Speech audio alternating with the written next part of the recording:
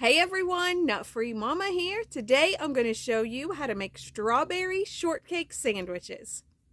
Okay, let's start off with our ingredients. First, you need 3 cups of all-purpose flour, 1 teaspoon of baking powder, a half a teaspoon of baking soda, 1 cup of unsalted butter softened, so that's 2 sticks, 2/3 cup of granulated sugar, a 1/3 cup of light brown sugar packed, 1½ teaspoons of vanilla extract, 1 egg and then 1 egg white, 1 cup of fresh strawberries finely chopped, and 1 tablespoon of flour.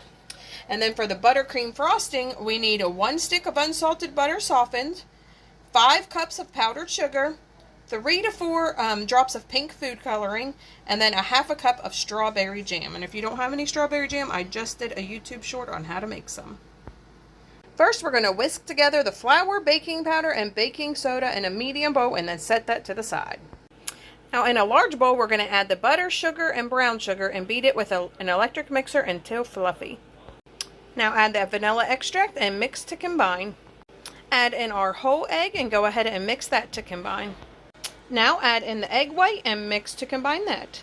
Now, we're going to add our flour mixture into our wet mixture a cup at a time, mixing it in between each addition.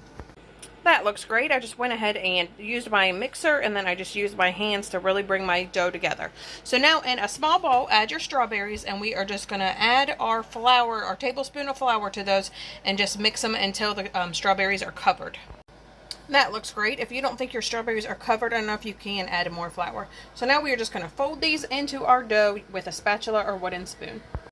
That looks great to me. So now I just covered this with plastic wrap and we're going to put it in the refrigerator for 30 minutes.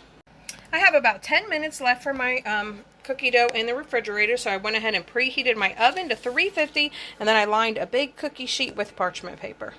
My first batch of cookies is ready to go into the oven. I just took about my tablespoon scooper, and I did that about 2 tablespoons for each cookie.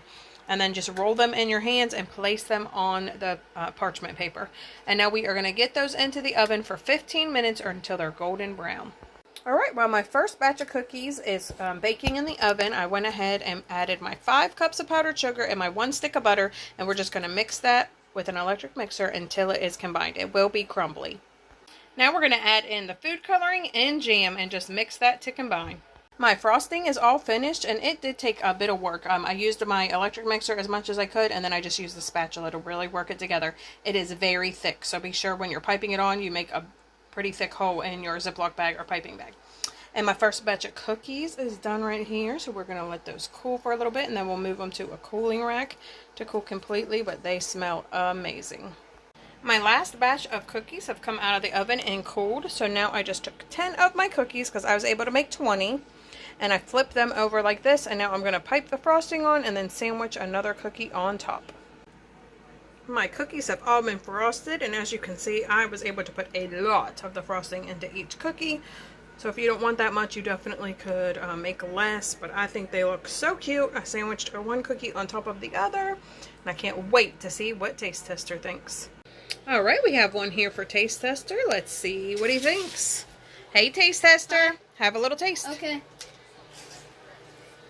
Yeah, it's nice. Good. Do you like it? Yeah. Alright, everyone. Come back and see us again. Don't forget to like and subscribe.